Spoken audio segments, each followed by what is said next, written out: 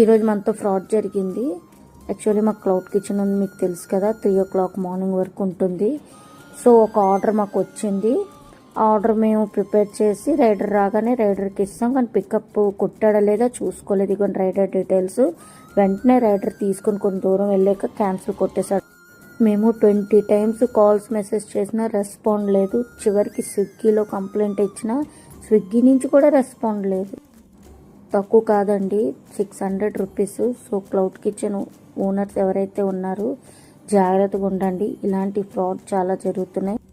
Riders వచ్చినప్పుడు వాళ్ళు pickup చేశారా లేదా చూసుకునే ఆర్డర్ ఇవ్వండి. అండ్ రైడర్స్ ఎవరైతే ఫ్రాడ్ చేస్తున్నారో వాళ్ళ కోసం మాట్లాడుతున్నాను, ఇలా చేయకండి. మేము కూడా మార్నింగ్ నైట్ చాలా కష్టపడుతున్నాం. మాకు వచ్చిన మార్జినే మీరు లాస్ చేస్తే ఎలా అవుతుంది? సో ఫ్రెండ్స్, ఇలా చాలా జరుగుతాయి బిజినెస్ అనేక. సో నెక్స్ట్ వీడియోలో మళ్ళీ కలుద్దాం.